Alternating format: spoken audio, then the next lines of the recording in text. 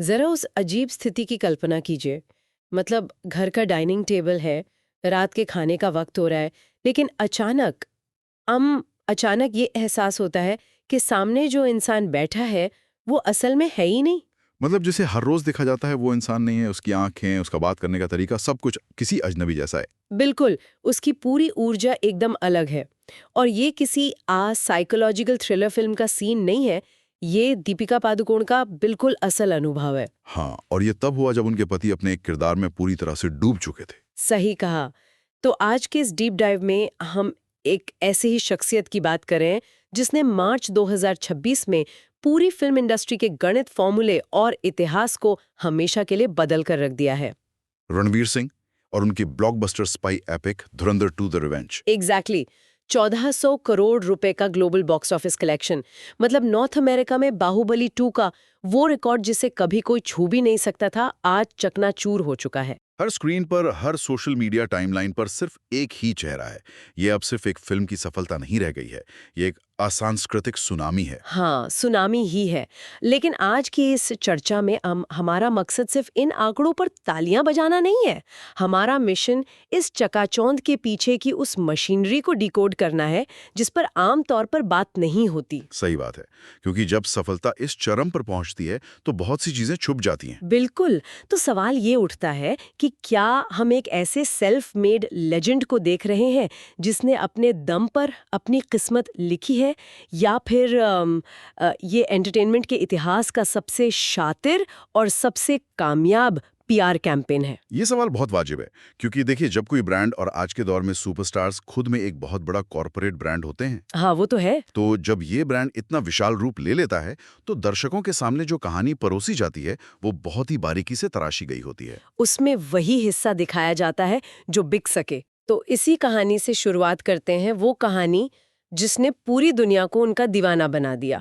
मतलब उनका एक आउटसाइडर होना। आउटसाइडर वाला नैरेटिव। सालों से हमें यही बताया गया है कि वो एक आम आम लड़के हैं जिनका बॉलीवुड की चमचमाती दुनिया से दूर दूर तक कोई नाता नहीं था। जो लोकल ट्रेन में धक्के खाकर ऑडिशन देने गए। हाँ, और अपने टैलेंट के दम पर सिस्टम को झुका दिया। ये नैरेटिव इतना सॉलिड है कि कोई भी आम इंसान उनसे तुरंत जुड़ जाता है। अगर आप इसे मनोवैज्ञानिक रूप से देखें तो मनोरंजन की दुनिया में आउटसाइडर या अंडरडॉग का टैग एक बहुत बड़ा हथियार है। इंसान की फितरत है कि वो हमेशा उस व्यक्ति को जीतते हुए देखना चाहता है जो मुश्किल हालात से लड़कर ऊपर आ रहा हो, क्योंकि उसमें लोग अपनी खुद की लड़ाइयां देखते हैं। बिल्कुल। पीआर मशीनरी इसका इस्तेमाल एक अचूक हथियार की तरह करती है। लेकिन जो जानकारी अब धीरे धीरे सामने आ रही है वो इस आम लड़के वाली छवि पर एक बहुत बड़ा सवाल खड़ा करती है। आप उनके पारिवारिक कनेक्शन की बात कर रही हैं? हाँ, असली बात यह है कि उनका ये कोई कनेक्शन न होने वाला दावा पूरी तरह से पारदर्शी नहीं है।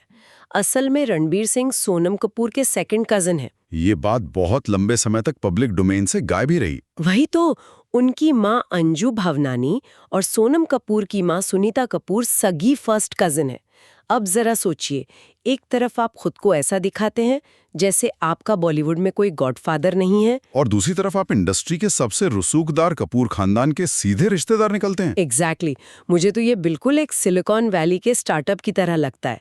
मतलब इमेजिन कीजिए, एक कंपनी दुनिया भर में घूम घूम कर कह रही है, हमने एक छोटे से गैराज से टूटे हुए लैपटॉप पर कोडिंग करके अपनी शुरुआत की है। और लोग उस इमोशनल कहानी को सुनकर उनका प्रोडक्ट खरीद रहे हैं। हाँ, लेकिन बाद में पता चलता है कि उस गैराज वाले स्टार्टअप के पहले इन्वेस्टर असल में उनके अपने परिवार के ही अरबपति लोग थे। तो क्या ये सच्चाई सामने आने से उस पूरी आउटसाइडर वाली कहानी का गुब्बारा नहीं फूट जाता? ये एक बहुत ही दिलचस्प तुलना है। मतलब क्या ये दर्शकों के साथ एक तरह का धोखा नहीं है? देखिए, मैं इसे पूरी तरह से धोखा या फेक नैरेटिव तो नहीं कहूंगा।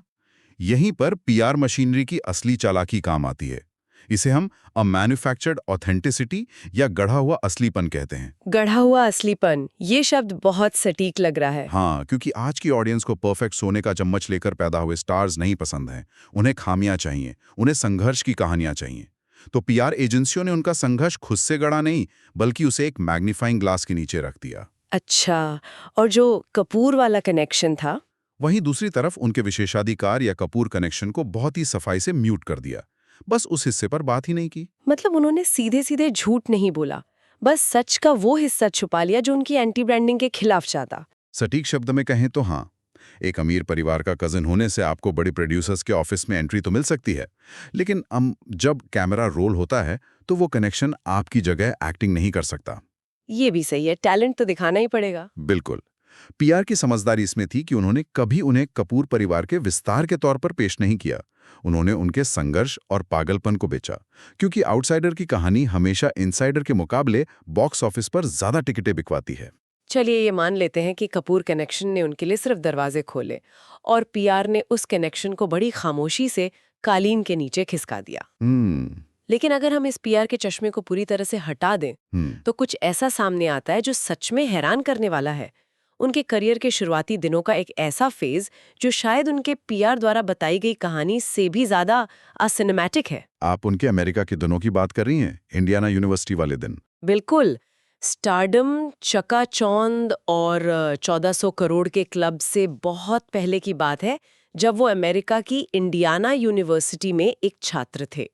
वो वहां सिर्फ कॉलेज जाने और असाइनमेंट पूरे करने वाले लड़के नहीं थे। हाँ, उनका वहाँ का अवतार एकदम अलग था। उनका वो अवतार उनके आज के सुपरस्टारडम की असली और शायद सबसे कच्ची नींव है। उन्होंने इंडियाना में स्टारबक्स में बाकायदा एक सर्वर के रूप में काम किया। कॉफी सर्व करना और टेबल साफ करना। हाँ।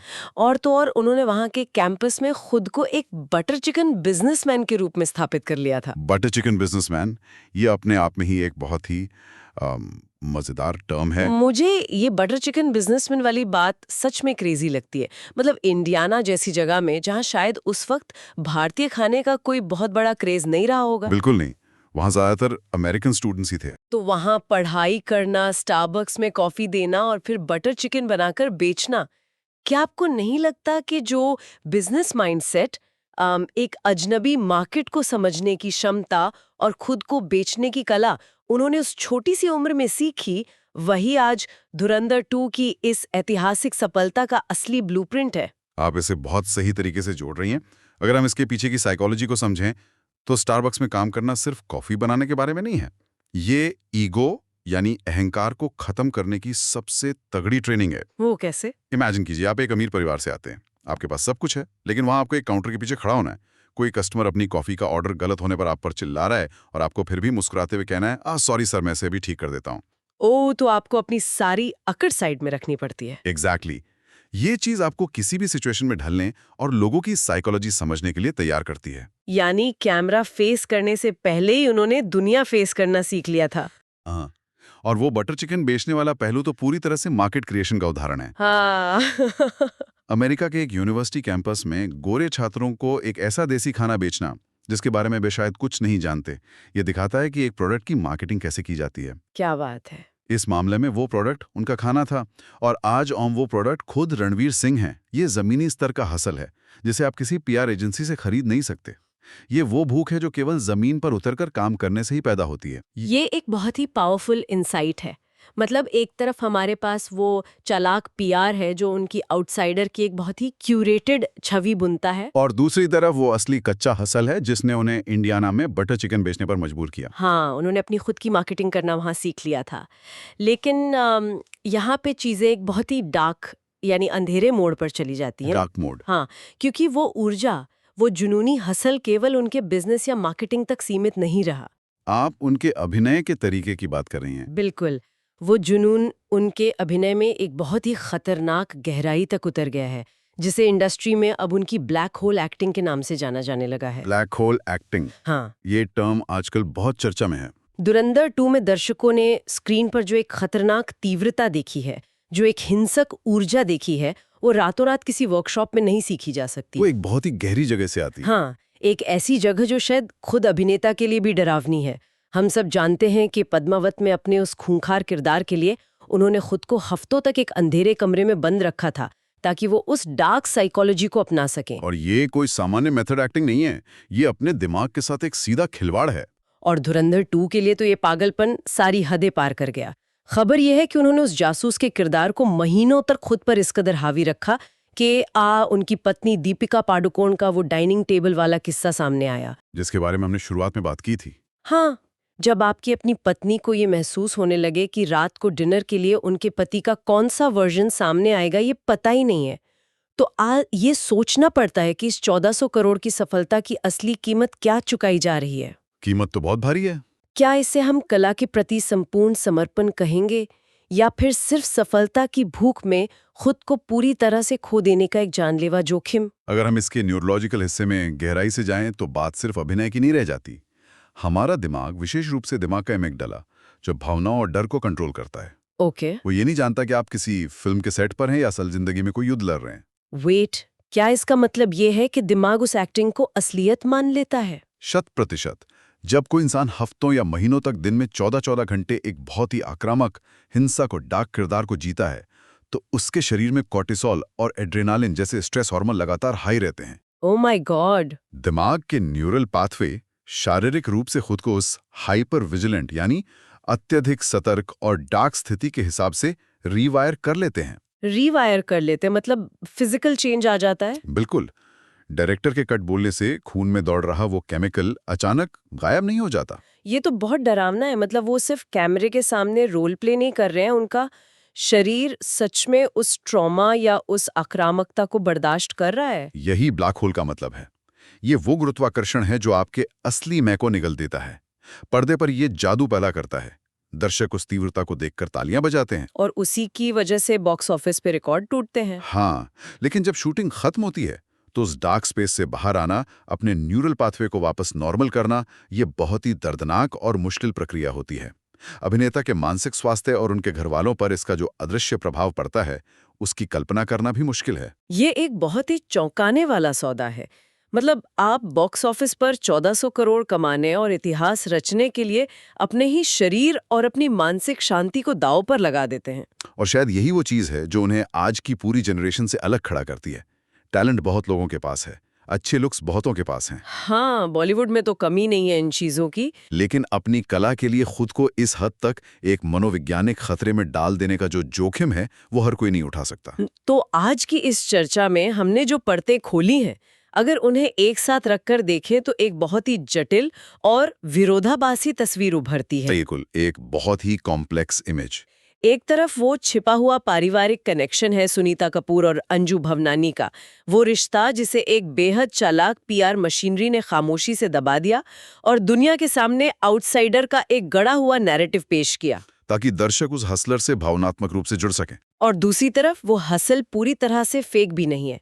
वो इंडियाना यूनिवर्सिटी का बटर चिकन बिजनेसमैन, जिसने कस्टमर्स की डांट खाकर अपनी ईगो खत्म की और मार्केटिंग का असली ज्ञान लिया। और फिर इन सबके ऊपर उनकी वो ब्लैक होल एक्टिंग। हाँ, जो कला के नाम पर शरीर के न्यूरोलॉजिकल सिस्टम तक को दांव पर लगा देती है। ये टैलेंट, एक्सट्रीम साइकोलॉजी और एक मास्टर क्लास पीआर का ऐसा मिश्रण है जिसका कोई दूसरा उदाहरण अभी इंडस्ट्री में नहीं दिखता। और इसी मिश्रण ने आज मार्च 2026 में वो ऐतिहासिक परिणाम दिया है जिसे देखकर फिल्म ट्रेड पंडित भी हैरान है। इस बात से अब बिल्कुल भी इनकार नहीं किया जा सकता कि उन्होंने आज पूरी तरह से वो ताज पहन लिया है जो कभी 90 के दशक में शाहरुख, सलमान और आमिर जैसे खान्स के पास हुआ करता था। धुरंधर 2 का 1400 करोड़ का आंकड़ा सिर्फ एक नंबर नहीं है, ये एक बहुत बड़ा स्टेटमेंट है कि आज के दौर का सुपरस्टार कैसा दिखता है और वो कैसे काम करता है। लेकिन अमीन इंडस्ट्री के भीतर अभी भी कई दबी हुई आवाजें हैं। कुछ लोग उनके काम करने के इस आक्रामक तरीके पर सवाल उठाते हैं। हमेशा उठते। कुछ हलकों में उनकी सफलता को पीआर प्रोपेगेंडा का टैग देकर खारिज करने की कोशिश भी होती है।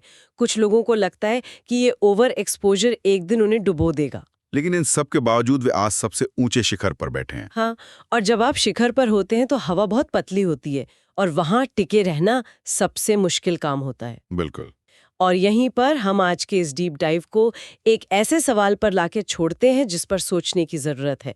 जब सफलता इस चरम पर पहुंच जाती है तो क्या उनके भवनानी होने के वो छिपे हुए राज, वो परिवार का बैकअप और पीआर की वो मैन्युफैक्चर्ड ऑथेंटिसिटी, क्या ये सब कभी उनके इस विशाल सिंह वाले सुपरस्टारडम को नीचे खींच पाएगा? ये एक बहुत ही अहम सवाल है। या फिर बॉक्स ऑफिस के वे 1400 करोड़ रुपए इतने भारी और इतने ताकतवर हैं कि वे हर विवाद, नेपोटिज्म की हर दबी हुई आवाज और पीआर के हर काले सच को हमेशा के लिए अपने नीचे दफन कर देंगे। इतिहास गवाह है कि बॉक्स ऑफिस के नंबर अक्सर इंडस्ट्री के हर सच को छुपाने की ताकत रखते हैं। इस दिलचस्प सवाल के साथ हम आज की इस गहन चर्चा को यहीं विराम देते हैं। इस 1400 करोड़ की कहानी में सच्चाई, पीआर और पागलपन की सीमाएं कहाँ मिलती हैं, इस पर विचार करने के लिए बहुत कुछ है।